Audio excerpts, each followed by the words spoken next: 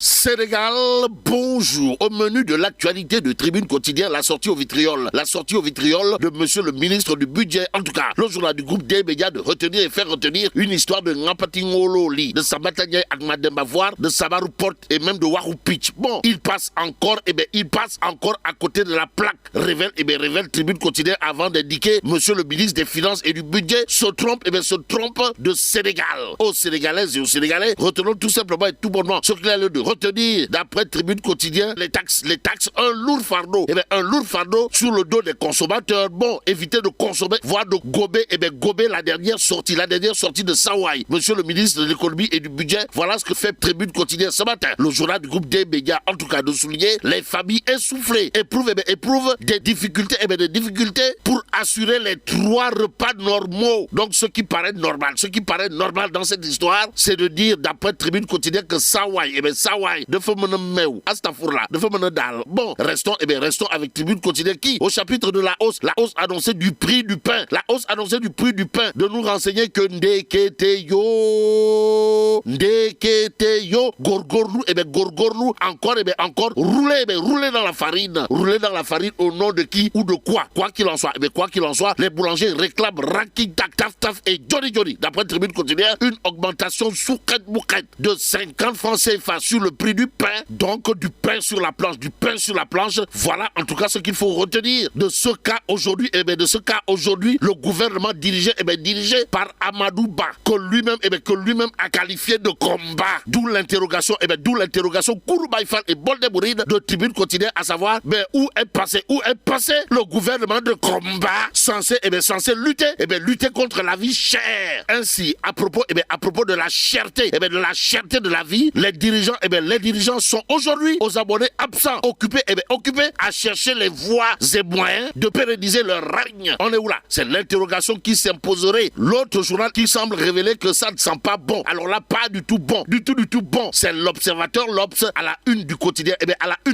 Du groupe Futur Média, tout porterait à croire que Tchafengi Mafebi Yakuna Yaket, Lambay Bungi Niao. Détoile, waouh. Bon, l'Observateur, l'Obs, pour ceux qui relèvent des hydrocarbures, de révéler baril d'inquiétude sur le prix.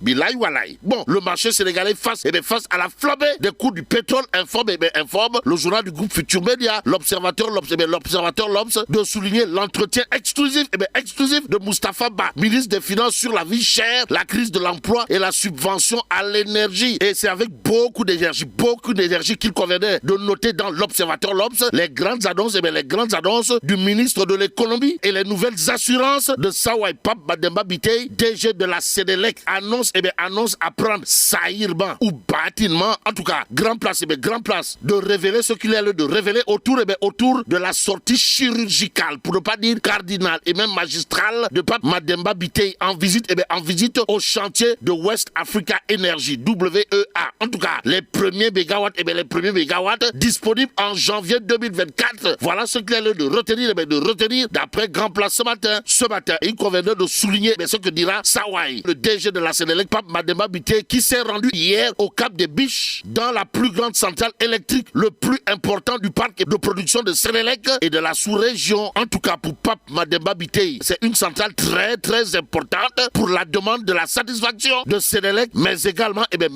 pour matérialiser la vision de son excellence, monsieur le président Macky Sall. Macky Sall qui apparemment aura de quoi dire Wagor à Pape Mademba Biteye au regard de ce que nous livre l'évidence quotidienne ce matin. Sawai, le DG de la Sénélec, qui d'après l'évidence quotidienne est revenu en long et en large sur la cause de la hausse des factures de courant, nous mettre au courant de ce qui s'est passé à la place Washington. Voilà ce que fait l'As quotidien ce matin.